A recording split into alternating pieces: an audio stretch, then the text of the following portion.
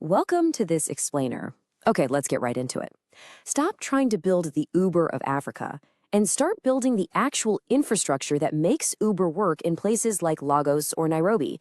The next billion-dollar exits on the continent, they aren't going to come from copying Silicon Valley's shiny front ends. We are completely moving past the era of digital veneers and stepping right into the era of infrastructure arbitrage. Today, we're going to shatter the illusion of importing Western tech models so you can focus on building real African AI giants. Look, the mantra here is simple. Stop copying, start solving.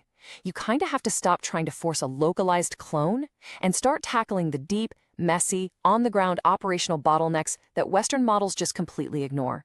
Because if you're importing their assumptions instead of building your own solutions, well, you're already behind.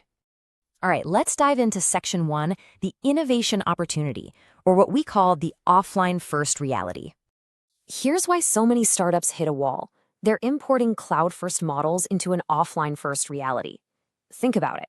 On one side, you've got the typical Silicon Valley stack, right? Fiber optics, total cloud reliance, centralized credit bureaus. But then on the other side, you look at the African reality, USSD codes, fragmented ID systems, and intermittent power. When you just copy a Western stack, you're inheriting all their assumptions, and that leads straight to operational paralysis. I mean, you simply cannot expect to run a massive cloud-heavy AI model when the local power grid just blinked out. But here is the absolutely crucial takeaway. This infrastructure gap, it's not a dead end. It is literally your ultimate competitive advantage. This is the very heart of infrastructure arbitrage. You don't just ignore the gap, you build the bridge right over it. Moving to Section 2, let's break down the bridge framework. This is your three-step strategic pivot. If you're serious about solving these bottlenecks, you need a highly structured playbook. Step 1, decentralized trust. Step 2, process data locally. And Step 3, use predictive intelligence to navigate the last mile. When you combine these, you get an architecture with much lower latency and massively higher reliability. So, Step 1, we leverage blockchain for decentralized trust. In regions where you don't really have centralized credit bureaus, fragmented identity is just the norm. It's a feature, not a bug. By using transparent decentralized ledgers, you're creating a robust system of trust that doesn't have to rely on traditional centralized authorities that might be fragile or honestly just non-existent. Step 2 is all about edge computing. Instead of sending every single piece of data back to some distant cloud server, you process that data directly on local devices. This is a game changer because it ensures way higher reliability. When those high latency cloud connections inevitably drop, and they will, your system just keeps on running. And finally, Step 3, predictive AI. And look, to be clear, we are not talking about slapping a shiny, useless chatbot on a website just to say you use AI. No, we're talking about using AI to solve real last-mile logistics. These are the exact places where traditional mapping and traffic data have historically been totally unreliable. You're using data to accurately forecast the messy ground reality. All right, Section 3, Tech in Action.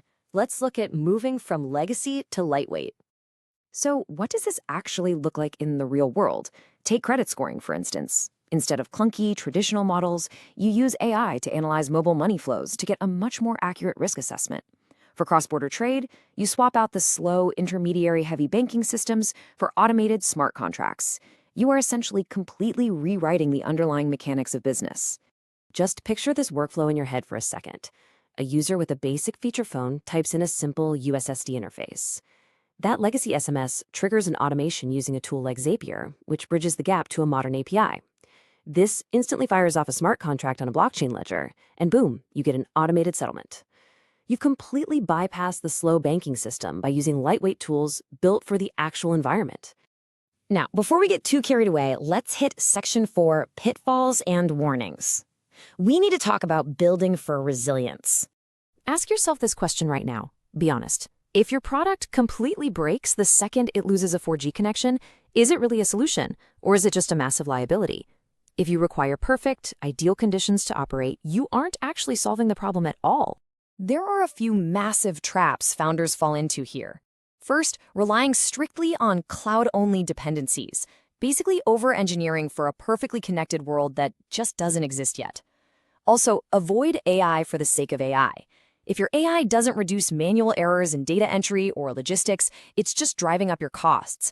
And critically, do not ignore the high-stakes threat of data breaches in these new interconnected IoT ecosystems.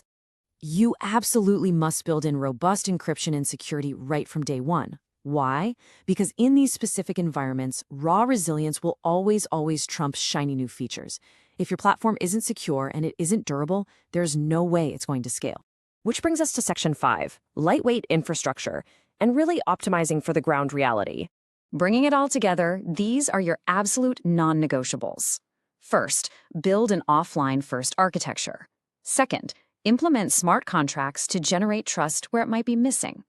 Third, use predictive AI strictly to optimize the physical movement of goods and services. And above all else, use mobile money as your core financial engine, integrating heavily with what's already there, like USSD and SMS. So if you're trying to balance your tech stack, just remember this simple rule. Cloud computing gives you that massive back-end scalability you need, but edge computing and IoT devices, that is what actually gives you market reach on the ground. All right, Section 6. It's time to audit your stack. I've got a challenge for you. Based on everything we've unpacked in this explainer, I want you to literally audit your tech stack today. Dig deep into it. Find one dependency that assumes you're operating with Western infrastructure levels. Maybe it requires continuous high-speed data or relies on a traditional credit card API. Found it? Okay, now ask yourself, can you replace that with a simple SMS integration, a local edge node, or a decentralized ledger?